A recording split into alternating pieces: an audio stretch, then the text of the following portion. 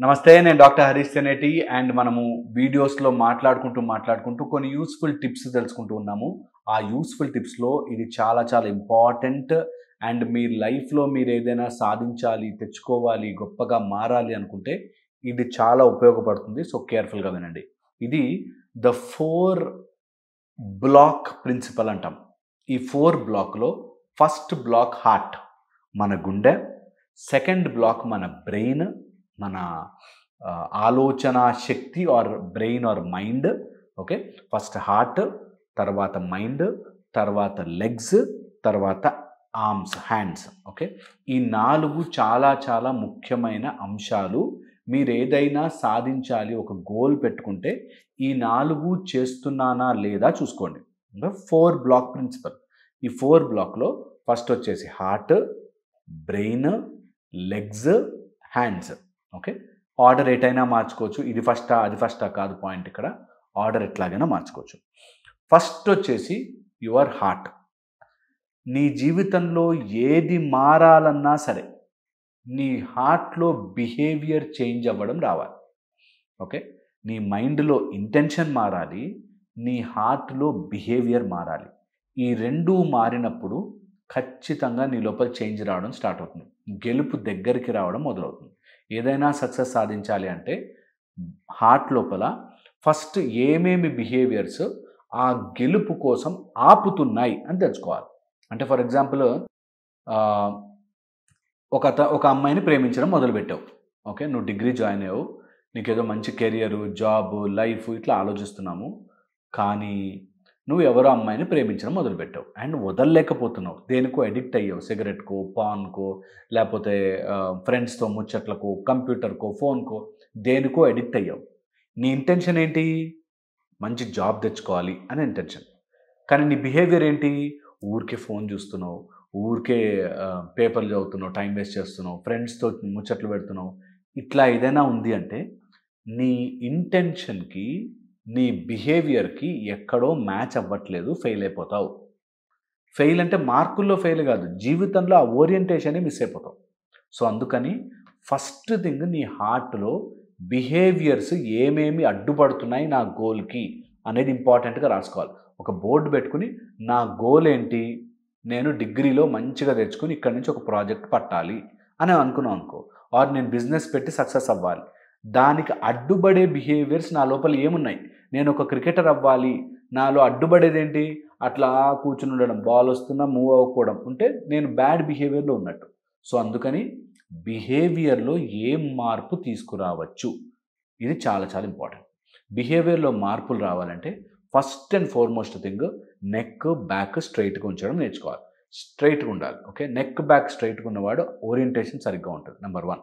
Second వచ్చేసి ఎప్పుడు కుదిరితే అప్పుడు కొత్తగా ఆర్ న్యూగా మనని మనం ఎంతూజియాస్టిక్గా ఫీల్ అవ్వాలి. ఓకే, చాలా చాలా ఇంపార్టెంట్.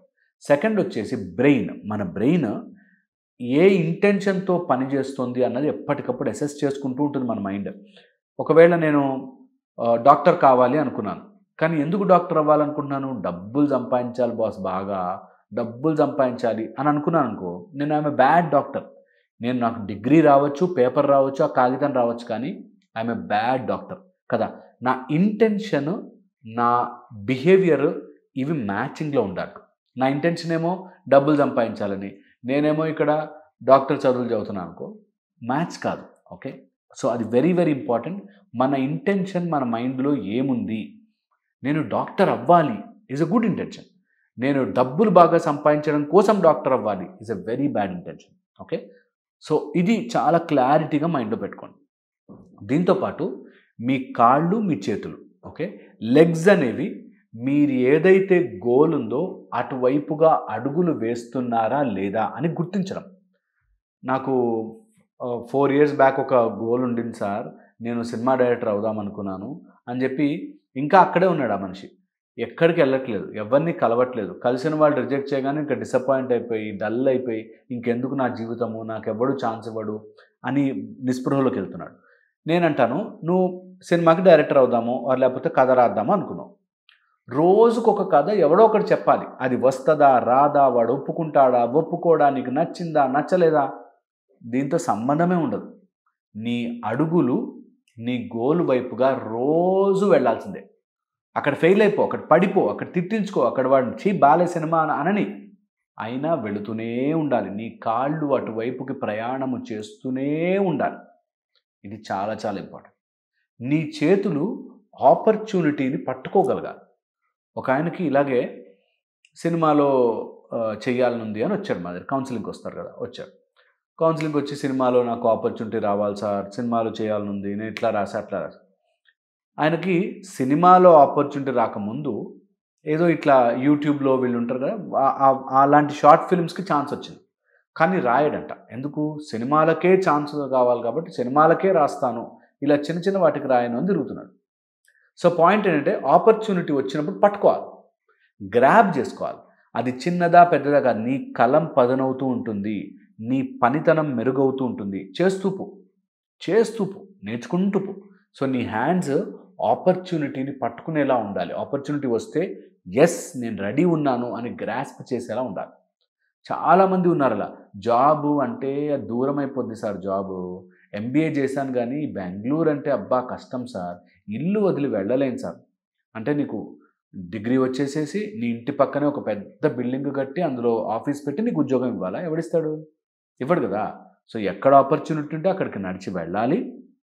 వెళ్ళిన చోట వాడు ఎలాంటి ఆపర్చునిటీ ఇచ్చినా దాన్ని యాక్సెప్ట్ చేయాలి. యాక్సెప్ట్ చేసి దాని మీద అంచెలంచెలుగా ఎదగాలి. చాలామంది సక్సెస్ అంటే ఇట్లా గీత అనుకుంటారు. కాదు, సక్సెస్ అంటే ఇట్లా ఇట్లా ఇట్లా ఇట్లా ఇట్లా ఇట్లా అప్పుడు సక్సెస్. సో చాలా టైం పడుతుంది. దీన్ని అర్థం చేసుకోకుండా ఉంటే మీకు ఎప్పటికీ సక్సెస్ మీ చేతిలో గ్రిప్లా రాదు. సో అందుకని 4 బ్లాక్ ప్రిన్సిపల్ గుర్తుపెట్టుకోండి. ఫస్ట్ బ్లాక్ మీ హార్ట్, అక్కడ వర్కౌట్ చేయండి, అక్కడ రిపేర్ చేయండి, మీ బిహేవియర్లో మార్పులు తీసుకురండి. సెకండ్ బ్లాక్ వచ్చేసి మీ బ్రెయిన్, మీ మైండ్లో మీ ఇంటెన్షన్ కరెక్ట్గా పెట్టుకోండి. ఓకే. థర్డ్ వచ్చేసి మీ లెగ్స్, ఆపర్చునిటీ వైపుకి పడేసిన వాడు కొట్టినా తిట్టినా పదే వెళ్ళండి ఆపర్చునిటీ వైపుకి. ఇంట్లో కూర్చుని నీకు ఆపర్చునిటీస్ రావాలంటే రావు. ఓకే. ఫోర్త్ వచ్చేసి నీ చేతులతో ఆపర్చునిటీని అందుకోండి. ఏదైనా ఆపర్చునిటీ వస్తే టేక్ ఇట్ గ్రాస్ప్ ఇట్. ఇది చాలా చాలా హెల్ప్ చేస్తుంది మీకు. ఎంత ఉపయోగపడుతుందంటే మీ జీవితపు గమనాన్ని మారుస్తుంది. ఇది నోట్ చేసి పెట్టుకోండి ఎక్కడైనా.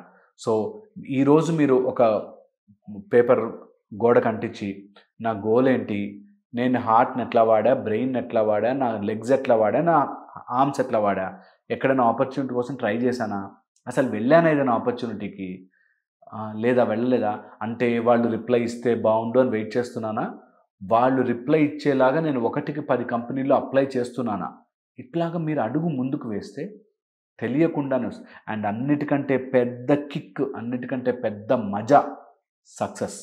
లైఫ్లో దేనికి రాని మజా సక్సెస్లో వస్తుంది బాస్. అండ్ అందుకే సక్సెస్ స్టోరీస్ అంత ఫేమస్. నేను అట్లా కష్టంలో ఉండేవాడిని, అంత గొప్పవాడిని అని అంటే ఓ అని చప్పట్లు కొడతారు. అండ్ అది best feeling on the earth.